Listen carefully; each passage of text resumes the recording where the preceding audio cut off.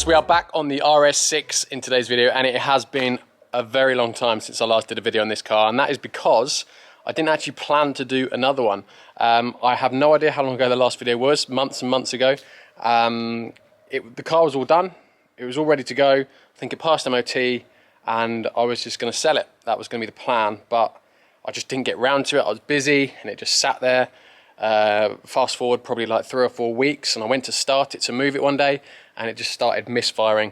And I've kind of just like shrugged my shoulders and just parked it and essentially abandoned it myself ever since. Now that was probably 2 months ago now, and I have moved it since, but only just to get it out of the way, because I've got a lot of cars at the minute, I'm tight on space. But yeah, so that is kind of what has happened to the RS6. Now I'm only doing this video, well, purely because there's something wrong with it, and I can obviously hopefully fix it. And there's also just been a lot of questions from you guys asking what's happened to it. So the interest is obviously still there for it. So I thought I might as well just do a video, and I suppose the idea of this video is to fix it and then put it up for sale.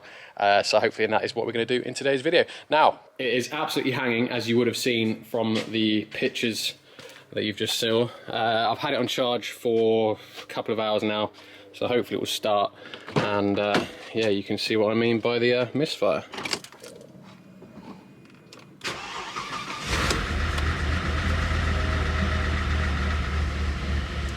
And you can see by my camera shaking, probably filling the workshop with smoke as well.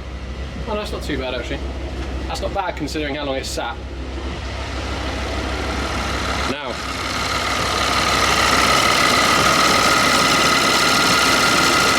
yeah, so the smoke did not subdue and actually got worse. Just managed to spin it around and drive it into the workshop, and as I did that, absolute plumes of smoke started coming out. Oh yeah, you can see. So yeah, I don't know if I'm back to complete square one with this, if I'm honest. Yeah, looks like it's literally having a cigarette.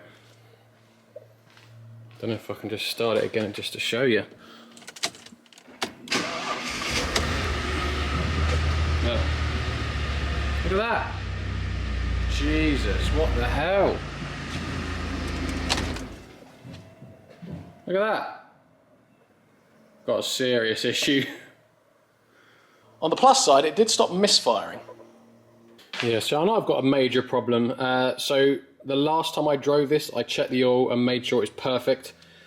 And now it's up to temperature off.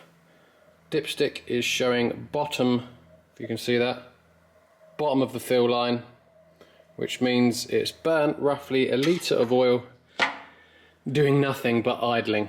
So yeah, we've got quite a big problem with the car. It's probably going to be turbos, let's be honest. But I'll carry on. I'll start stripping the inlet just to make sure, see if the oil's coming up through the intercooler into the inlet, or if it's leaking through the turbos and into the exhaust. I'm guessing that's probably what it's going to be at this point.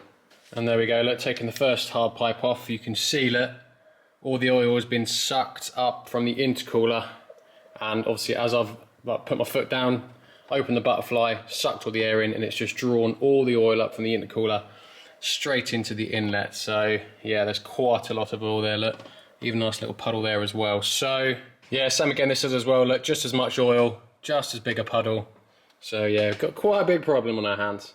This has 2 separate intercoolers, one for each bank effectively. So you've got your intercooler pipe coming down from the turbo into the intercooler, out the intercooler at the top here, and then it goes into the right hand bank inlet manifold, and exactly the same on the left hand side with its own separate intercooler. Now we had, or if you remember the tracks, the inlet tracks, there was oil in both sides, and now they're separate systems, so we have the same problem in both. I fear that just this one has an additional leak where the oil's actually leaking out, because what I'm betting now is I'm going to undo that clamp and we're going to have loads of oil sat in the intercooler. I've learnt my lesson from last time where I just pulled it off and oil went all over the floor, so I'm just going to pull my oil drainer under there, and yeah, we'll see how much oil comes out, because I'm betting quite a lot.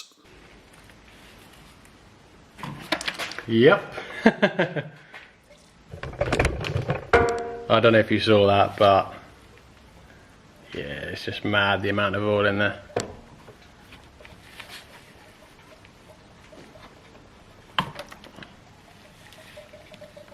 Absolutely pouring out.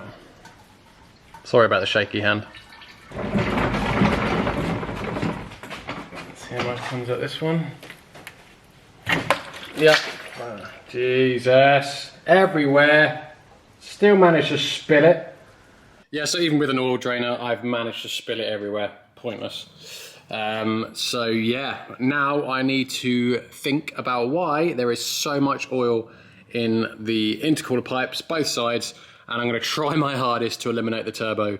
But if I'm honest, because I've already replaced the PCV system, I'm going to struggle to come up with an ulterior fault. So I'm in no doubt that the oil leaks are coming from both turbos, and it's been sucked up through the intercooler, through the inlet, into the engine, and back out the exhaust. So that is definitely my issue.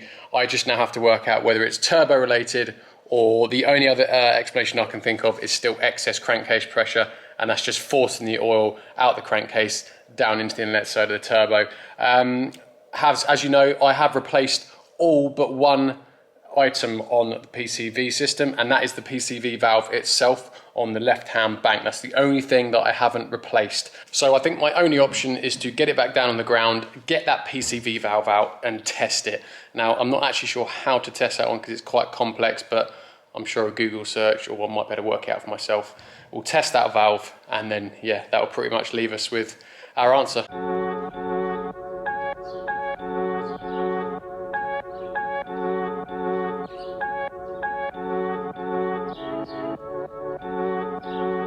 So as you can see, I've removed the PCV valve and I have it here, and I have just tested it the best way I know how, and I can't find any issues with it. So actually the RS6 is a little more complex because we have an oil separator as well. So the exhaust gases actually go, or the crankcase breather from the right hand head here comes out of here and actually goes straight into the oil separator and actually bypasses the PCV valve. The exhaust gases from the left hand cylinder head actually go into the PCV valve here and has its own little fine oil separator. So I have just blown into it and it doesn't block off, it's absolutely fine, and the diaphragm isn't split here and it's sealed as well at the bottom. So I don't think there's a problem with the PCV valve.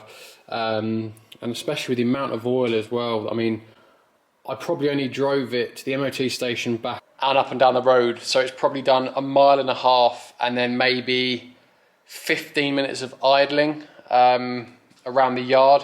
And I mean, you saw how much oil come out of the pipes. There must have been 1/2 to 3/4 of a litre in each one, and that's just from a couple of miles driving, and yeah, 15, maybe 20 minutes max of idling. So that's too much, in my opinion, for the PCV valve to be at fault.